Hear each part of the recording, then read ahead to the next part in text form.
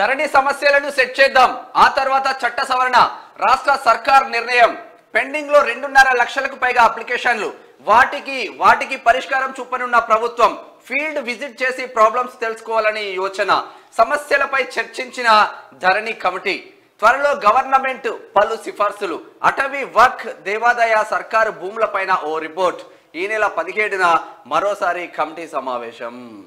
అయితే ఇక్కడ ధరణి సమస్యలను సెట్ చేద్దామని చెప్పేసి అంటా ఉన్నారు. సెట్ చేయాలంటే ఎందుకు చేయాలి, సెట్ చేయాల్సి వస్తుంది అంటే అవి లంగ కథలు ఉన్నాయి, అంతా మొత్తం అంతా అటు ఇటు ఉన్నాయి, ఇటు ఇటు అటు చేసినారు. వానికి ఇష్టం వచ్చినట్టుగా అవి నిబంధనలన్నీ మార్చేస్తున్నారు.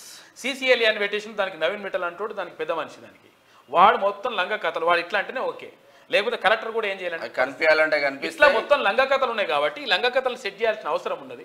లేకపోతే రైతులు తర్వాత ఇక్కడ ఉన్నటువంటి ప్రజలు నష్టపోతారు. కాబట్టి ప్రభుత్వం ఒక సానుకూలమైనటువంటి నిర్ణయం తీసుకుంది, దానికి సంబంధించి సెట్ చేస్తూ ఉంది. ఇక సెట్ చేస్తుంటే ఒక్కొక్కటి లేచిగా అట్లా అయిపోయింది ఇట్లా అయిపోయింది, ఇక ఏమై ఆ గ్యారంటీ అన్నీ అవుతుందిరా బాబు, కొంచెం ఆగాలి, టైం పడుతుంది. ఎందుకంటే మంచిగా చేయాలంటే కొంత టైం తీసుకుంటారు.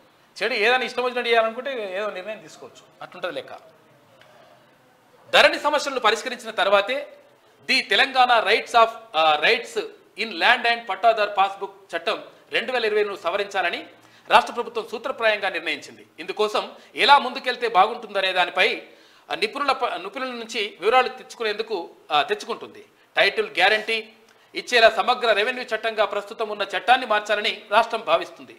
అయితే ఈ చట్ట సవరణ కంటే ముందు లక్షల సంఖ్యలో ధరణిలో పెండింగ్లో ఉన్న అప్లికేషన్లు పరిష్కరించడంతో పాటు అప్లికేషన్లకే ధరణితో పలు రిక్వెస్ట్లు రిజెక్ట్ అయినటువంటి భూముల సమస్యల అప్లికేషన్లను ఎలా క్లియర్ చేయాలనే దానిపైన కూడా ఫోకస్ పెట్టింది.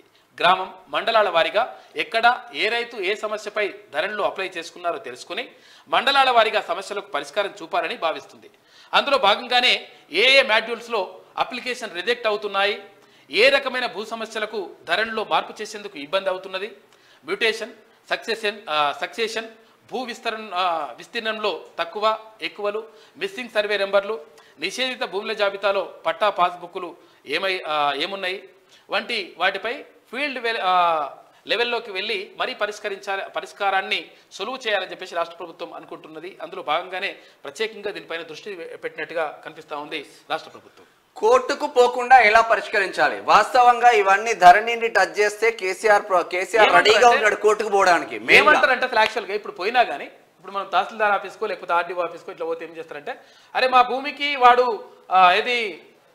లంగాయి కొత్తయి దొంగ పత్రాలు సృష్టించుకొని మా భూమిని వాడు ఆక్రమించడానికి ప్రయత్నం చేస్తూ ఉన్నాడు, కాబట్టి మమ్మల్ని కాపాడండి, ఇది వాస్తవం అని చెప్తే వాళ్ళు ఏం చెప్తారంటే కోర్టుకు పోండి, ఇవి సివిల్ ఇష్యూ, మేమే పట్టించుకోబట్టి ఇట్లుంటుందని లెక్క. పోలీసు పాపం వాళ్ళని వెళ్ళడానికి వీలు లేదు, ఎందుకంటే అవి సివిల్ ఇష్యూస్ కాబట్టి వాళ్ళు వెళ్ళకపోవడంతో వాళ్ళు ఏం చేయాలనో అర్థం కాక ప్రజలు సతమతం అవుతా ఉన్నారు. అందుకని చాలా మంది కబ్జాలు చేసినోడే కోర్టుకు పోయి ఇంజక్షన్ ఆర్డర్లు తీసుకున్నారు, అసలైన పట్టదారుని పక్కన పెట్టేసి. అట్లా ధరణిలోని భూములతో ముడిపడిన ఏ సమస్యను పరిష్కరించే అధికారం తహసీల్దార్, ఆర్డీఓ, కలెక్టర్, భూ పరిపాలన ప్రధాన కమిషనర్ కు లేకుండా తెలంగాణ భూమి హక్కులు పట్టాదారు పాస్ పుస్తకం చట్టం 2020ను అప్పట్లో తీసుకొచ్చారు. దీంతో రికార్డులతో ముడిపడిన ఏ సమస్యనైనా న్యాయస్థానంలో తేల్చుకోవాల్సిన పరిస్థితి ఏర్పడింది. ఇట్లా కోర్టులో ధరణి విషయంలో ఏకంగా 2 లక్షలకు పైగా కేసులు పడ్డాయి. దీంతో కోర్టుకు వెళ్లకుండా నెలలు ఏండ్ల తరబడి సమస్యలను జటిలం చేయకుండా అప్పీల్స్ కు అవకాశం ఇచ్చేలా మార్పులు చేయాలని ప్రభుత్వం భావిస్తుంటారు. 2 లక్షల అప్లికేషన్ల ఫీల్డ్ లో తక్కువ, పాస్బుక్ లో ఎక్కువ. అదనంగా రికార్డులోకి ఎక్కిన 6.50 లక్షల ఎకరాలు. అనేక గ్రామాల్లో 10 నుంచి 20% భూమి ఎక్కువగా నమోదు. పాస్బుక్స్ తో విస్తీర్ణాన్ని సవరించాలంటున్న నిపుణులు. ధరణి పోర్టల్ ప్రక్షాళనకు ఇదే పెద్ద సవాలని చెప్పేసి వెల్లడిస్తా ఉన్నారు. గతంలో నల్లగొండ జిల్లా పానగల్లులో శాంపిల్ విలేజ్ గా తీసుకొని భూ రికార్డులను కాగ్ బృందం పరిశీలించింది. సేత్వా రికార్డుకు పహానీలకు మధ్య 819.35 ఎకరాల భూమి తేడా ఉన్నట్లు గుర్తించింది.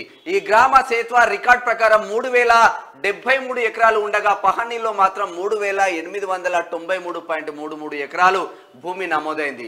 రెవెన్యూ రికార్డులో ఏటేటా రెవెన్యూ సిబ్బంది భూ విస్తీర్ణాన్ని బై నెంబర్లతో పెంచుతూ పోవడంతో ఇలా పాస్ బుక్స్ లో విస్తీర్ణానికి మించి నమోదైనట్లు గుర్తించారు. ఇలా అనేక గ్రామాల్లో 10 నుంచి 20 90% భూమి ప్రతి గ్రామంలో ఉంది సమస్య. అయితే ఇప్పుడు ఏమైందంటే అసలు యాక్చువల్గా భూమి ఏమాడు ఉండేది 20 ఎకరాలు ఉంటుంది. ఇక్కడ పట్టా పాస్బుక్ పుస్తకాలలో 24 ఎకరాలు ఉంటుంది. ఈ 4 ఎకరాల భూమి ఏడికెళ్ళి తేవాలనేది మళ్ళీ ఒక క్వశ్చన్.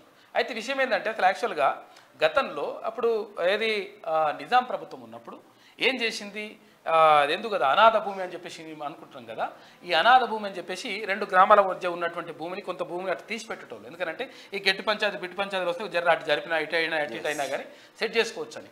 ఇప్పుడు అనాథ భూములను కూడా మొత్తం హక్కును చేర్చుకున్నారు ఈ దుర్మార్గులు బీఆర్ఎస్ నాయకులు కొంతమంది. దాంతో ఏమైంది, అక్కడ భూములు లేకుండా పోయినప్పుడు ఏమైంది, లేని భూములకు కూడా వీళ్ళు పట్టాలు క్రియేట్ చేసుకున్నారు. తర్వాత కొత్తగా ప్రభుత్వ భూములను కూడా మొత్తం ఆక్రమించేటువంటి పనిలో పడ్డారు. దీంతో ఇంకా సమస్యలు ఎక్కువైపోయినాయి, జటిలమైపోయినాయి. ఈ నేపథ్యంలో వాటిని ఎట్లా సెట్ చేయాలి, తర్వాత నిజంగా అసలు పత్రాలు ఎవరి, తర్వాత నకిలీ పత్రాలు ఎవరి, అసలు కథ ఏంది, కార్ఖాన ఏందని చెప్పేసి మొత్తం కూడా దానిపైన సెట్ చేస్తూ ఉంది ప్రభుత్వం. దానిపైనే ప్రత్యేక దృష్టి పెట్టినట్టుగా అనిపిస్తూ ఉంది.